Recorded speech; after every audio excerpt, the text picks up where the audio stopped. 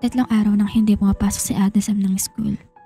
Parehas na kami nag-aalala ni Calvin sa kanya. Si Calvin naman, tumamlay dahil hindi niya nakikita si Ate Sam. Sinusubukan namin siyang kontakin pero walang sumasagot. Hindi din namin alam kung nasaan siya. Alam namin kung gaano kasakit sa kanya yun. Nag-antay siya ng matagal pero hindi niya alam na nag-cheat pala sa kanya si Kuya Enzo. Nandito ako ngayon sa kwarto at nakatitig lang sa kisame.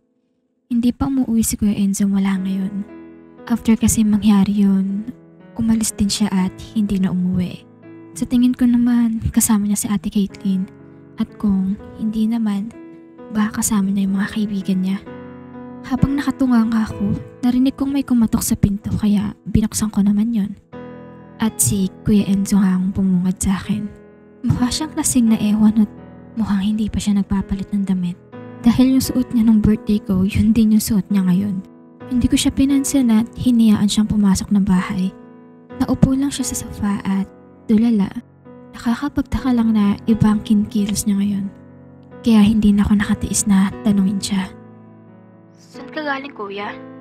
Bakit ganyan pa din ang suot mo?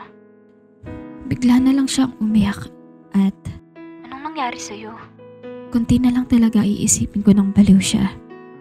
Uy, kuya, ano bang nangyari sa'yo? Amoy ahlak pa din siya hanggang ngayon.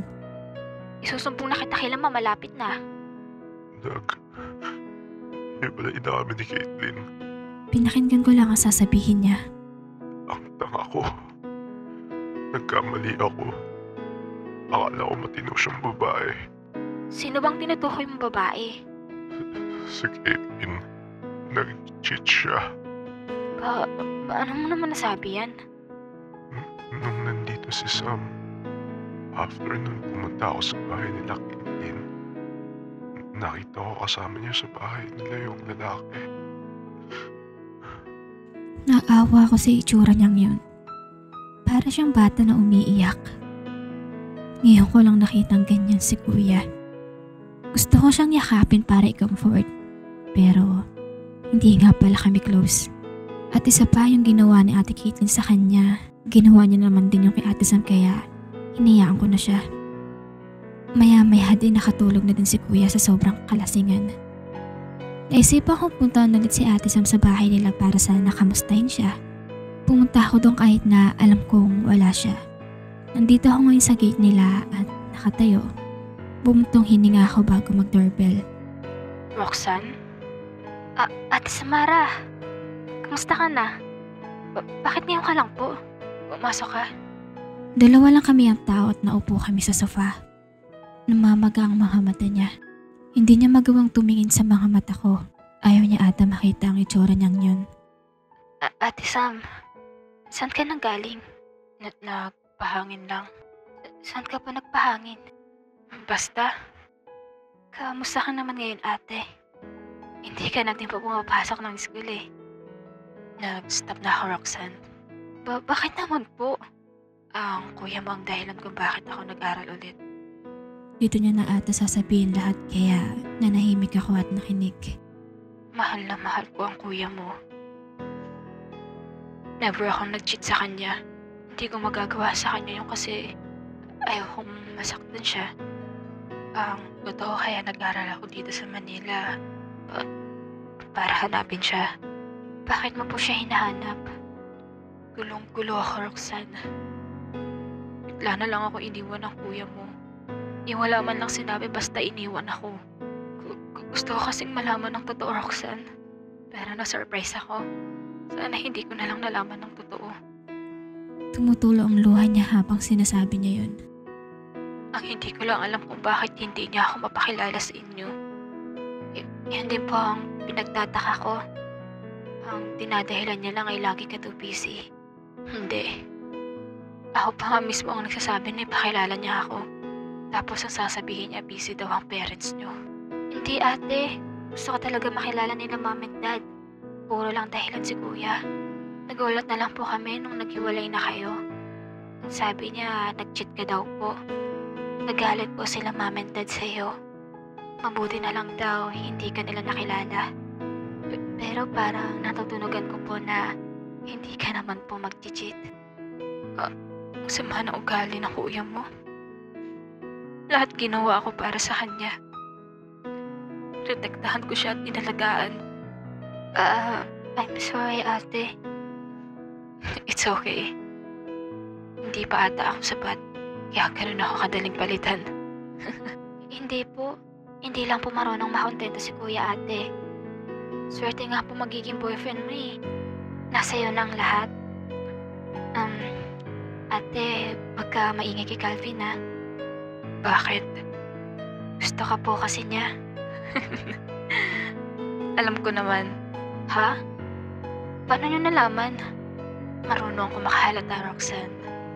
At ikaw, alam ko may gusto ka kay Calvin. Napayo ko ako sa sinabi niya. Feel ko namumula na ako. Hindi naman po. Sus, alam ko naman, Roxanne. Paano niyo naman nasabi? The way you look at him. I know na gusto mo siya noon pa. Pero manhid siya, di ba? Oo nga po. Secret lang po natin to, ate, ha? Sige. Hindi ka ba hanapin sa inyo? Hala! Sige po, ate. Uuwi na po ako. Bisitahin po ulit kita dito, ha? Sige. Mag-iingat ka, ha? Okay po. Kakagising mo lang, kuya? Oo. Saan ka nang galing? Kila Ate Sam. Kamusta naman siya? Ha? Bakit niya tinatanong? Malamang nasasaktan pa din ngayon. Tinatanong po ba yan? Hindi ko po masabi kung ano. Umiyak pa din ba siya? Siyempre, Ay, sorry. hindi ka po dapat nagsasorry sa akin, kuya. Sorry kung naging masama akong kuya sa'yo. Okay lang, kuya. Sobrang sama ako. Pati ikaw nasasaktan ko. I'm sorry. Okay nga lang po. Sana kaya ko pang itama lahat na nagawa kong mali. Sobrang bait ni Sam. Mahal na mahal niya ako. Wala siyang ginawa kundi mahalin lang ako. Mahal ka naman po pala ni Ate Sam eh. Bakit naglako ka pa? Kasi para siyang lalaki. Ha? Para siyang lalaki at ako naman yung babae. May ganun po ba? Alam mo ba, nag-aral din siya mag-taekwondo. Talaga po? Magaling siya sa lahat. Kahit sino lalaki ipaharap mo dun, ilang segundo lang kaya niya nang patumbahin. Naalala ko nung naglalakad kami sa kalsada, may lalaki pumalibot sa amin. Sa tingin ko, mga nasa 5 sila. Pero lahat yun napatumba ni Sam. Talaga po ba? Hindi ko siya kayang protektahan tulad ng ginagawa niya sa akin. Pero bakit nag-cheat ka pa din? Hindi ako nababagay sa kanya. Feel ko natatapakan niya yung pagiging lalaki ko. Yung mga ginagawa niya dapat na ako dapat yung gumagawa para sa kanya. Masyado siyang perfect para sa akin. Kaya naghanap ka ng ibang babae? Oo. Yung kaya kong protektahan. Yung mga bagay na kayang gawin ni Sam. Pero kuya, hindi naman kailangan magloko. Alam mo po ba sobrang nasaktan siya? Alam ko, Roxanne. Gago ako. Masyado akong nagpadala sa emosyon ko. Alam mo kuya, may babae ka din kapatid. Ayos lang ba sa'yo na gawin sa akin tulad ng ginawa mo? Hindi siya nakapagsalita. Nakayuko lang siya at patuloy na umiiyak. Bigla ko naman naalala si Bansot. Para kasing nakikita ko si Bansot kay Kuya Enzo. At nakikita ko naman yung sarili ko kay Ate Sam. Kaya siguro hindi ako magustuhan ni Bansot. Kasi yung gusto niya yung kaya niyang protektahan at kaya niyang ipaglaban.